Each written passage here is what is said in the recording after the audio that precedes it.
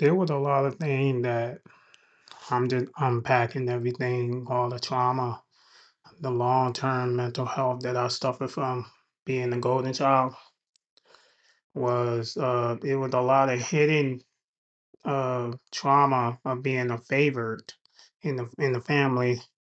So basically I was like a prince, somebody who can never do wrong. And a lot of time my grandma never checked me for a lot of things that I did that was bad. She let me get away with a lot of stuff that I did was bad. And even though my brother saw a lot of things that I did that was not right at the time, even though he does call me out on my BS, because when I do things that are wrong, I may, even at the time, I didn't admit a lot of things that I did was wrong. But as I got older, I started looking back on it and I'm like, man, I didn't realize how bad that was. Like, was it really that bad? Like, I started asking myself these questions. And, come to realization, yeah, what I did was horrible at the time because I was a favor.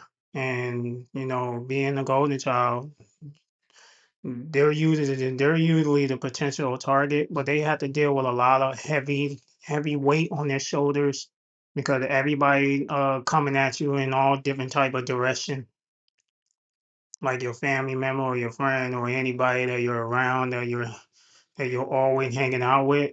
They always seem to be throwing banana peels like in my corner, and like I have to fight all the time. And I'm always the one that the giving person. Like I'm always giving. They want all these things from me, just like my grandmother. She wants all these things from me: love, loyalty, and respect. My mother the same way. Love, loyalty, and respect. They want all these things, but they don't give it. They don't give it in return and reciprocate the energy that I've been giving them. So that was the hidden trauma of being the favorite in the family. I was my grandmother's favorite. I wasn't my mother's favorite. I was my grandmother's favorite. So she looked at me like a perfect child, even though I'm not really perfect because I made a lot of terrible choices, poor choices that I made in my life that wasn't good. And because I was listening to her, and there was a lot of times that I got in trouble, especially with the law enforcement. So looking back on it, I didn't realize how bad it was. Like it was really that bad. Like I'm talking about like on a scale from 1 to 10, it's like a 10. That's how bad it is. Or it's almost like, for example, somebody stab you over a dozen of times, and how painful is brutal. That's how that is. It looks like that. I'm just giving you an analogy, like I'm just giving you an example how bad it was. So yeah. So that's how I look back on my life, and I'm like, man, I wish I would have never done the thing that I did.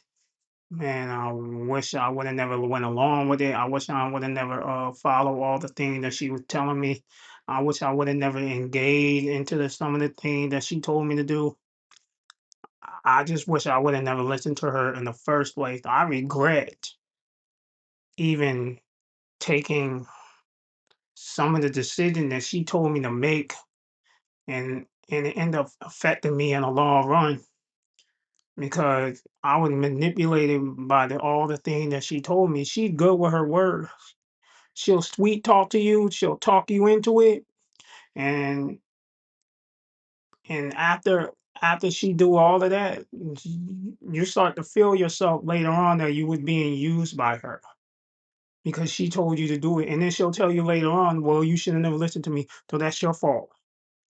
She'll put all the blame on you like it's your fault when she initiated it and she had her involvement in this. We're all responsible for a role that we play, and she's responsible for a lot of things that happen behind closed doors as well. Whether she wanted to admit it or not, that's up to her. But I can't figure that out for her as a woman where she was wrong, as she had to figure herself as a woman where she was wrong.